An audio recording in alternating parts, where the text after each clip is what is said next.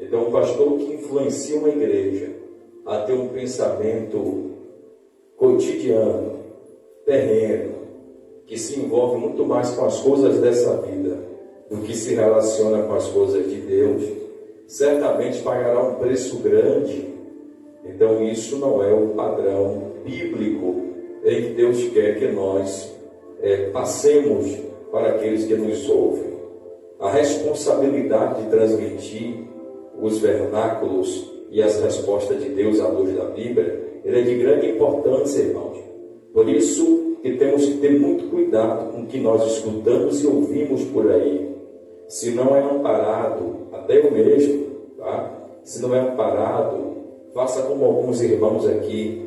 Você está aqui escutando, abra a sua Bíblia, analise também o texto, participe mentalmente, tentando avaliar o que é que está sendo dito, porque isso sim gera entendimento, conhecimento e crescimento. Uma igreja que cresce é uma igreja que observa a vontade de Deus. Uma igreja que cresce é uma igreja que atende o chamado de Deus. Uma igreja que cresce é que vive subordinado e subalterno exclusivamente à vontade de Deus. Eu estava hoje parado no trabalho com meu filho e pensei, Deus, a gente às vezes precisa de algumas coisas nessa terra para sobreviver, mas essas coisas maculam, irmãos, o real propósito de Deus em nós.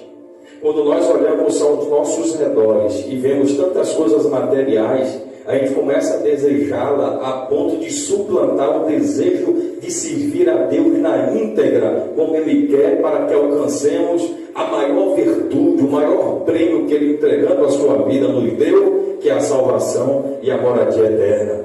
Então isso já não se vende mais. Assim como eu disse aqui para os irmãos, que o processo de culto, ou o processo de... Como foi que eu usei a expressão? Quem lembra? No domingo, foi domingo? Foi. O sistema congregacional ele não vende mais. Por quê? Porque não somos uma igreja festeira, não somos uma igreja de programações contínuas, mas somos uma igreja que gostamos de observar a palavra e glorificar a Deus, que é um propósito primordial. Então, quando você toma esse viés, você acaba sendo, paternamente dos próprios crentes, uma igreja quadrada, cafona e chata, porque está exclusivamente amparado pelos princípios bíblicos, irmãos. Quando você passa a vir à igreja e ouve uma palavra bem polida e bem aplicada, que gera entendimento, conhecimento e crescimento, aí sim estamos no caminho correto para que alcancemos o prêmio pela vocação pela qual nós somos chamados, que é a salvação.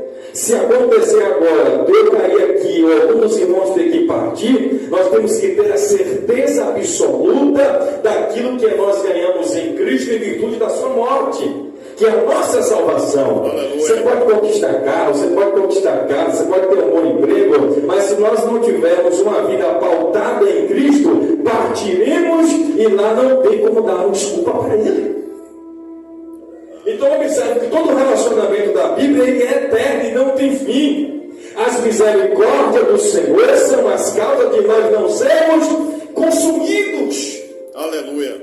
A expressão no português, consumido, quer dizer destruído, queimado vivo, arrastado pela rua.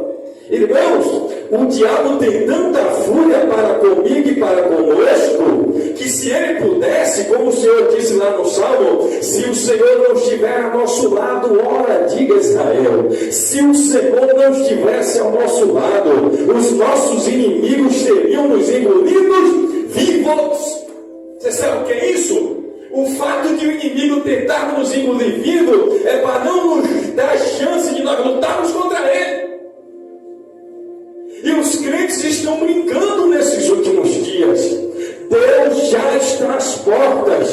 Eu estava vendo uma reportagem, todos celebrando que lá na França foi aprovado na Constituição a matança de criança, pode abortar com quanto tempo quiser. É antibíblico. Você pode discutir isso fora da Bíblia, mas nem da Bíblia não tem discussão. Deus não concede a mortandade de criança em hipótese